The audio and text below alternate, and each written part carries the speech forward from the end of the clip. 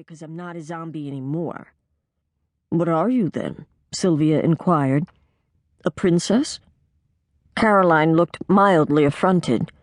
"No," she said emphatically, her blonde curls bouncing as she shook her head. "I'm a vampire slayer." "Of course. How foolish of me." Sylvia raised her eyebrows at James. "Well, it seems to me that if you're a vampire, and she's a vampire slayer—" James yelped and bolted away, the black cape of his old Halloween costume streaming behind him as he raced up the stairs as fast as his little legs could go. With a shriek of delight, Caroline set off in pursuit. Smiling, Sylvia watched the twins hurtle up both flights of stairs and disappear down the third-floor hallway. The playroom door slammed, startling her so that she nearly dropped the teacup after all.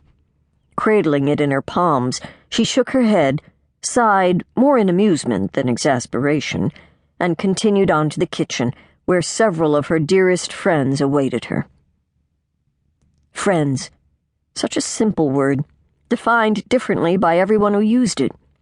No single word of any definition could encompass all that the Elm Creek quilters meant to Sylvia.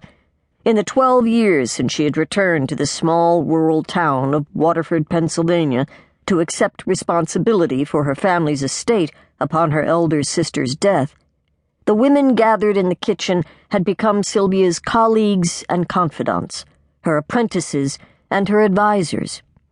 But more than that, they had become her family.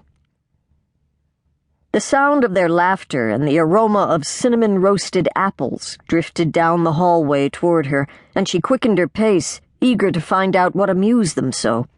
Surely they weren't laughing at poor, beleaguered Sarah, who had been engaged in a frenzy of cooking and baking since early that morning.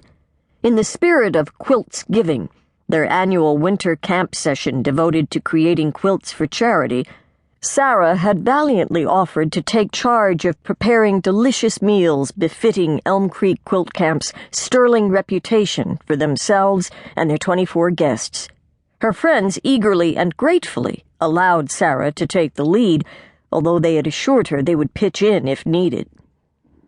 When Sylvia entered the kitchen, she found her friends doing exactly that. Stout Gwen, her gray-streaked auburn hair falling in a heavy curtain down her back, briskly chopped vegetables and, with a dramatic swirl of long batik skirts and the clinking of beaded necklaces, turned to slide them from the cutting board into a large stock pot bubbling on the stovetop. She was a professor of American Studies at nearby Waterford College and the mother of another founding Elm Creek quilter, Summer, a graduate student at the University of Chicago. "One of these years I'll join you for Quiltsgiving," Summer had said wistfully during her holiday phone call. "Maybe when I've finished my dissertation. I'll be with you in spirit." Of course she would be, Summer and their other dear friends who had left their circle of quilters, but whose hearts remained at Elm Creek Manor. Bonnie, who had moved to Maui to run a quilters' retreat and was engaged to a handsome Hawaiian. Judy, who had moved away to accept her dream job as a professor of computer engineering at the University of Pennsylvania, and Anna, their former chef, who had once ruled over the kitchen with kindness, generosity, and impressive skill.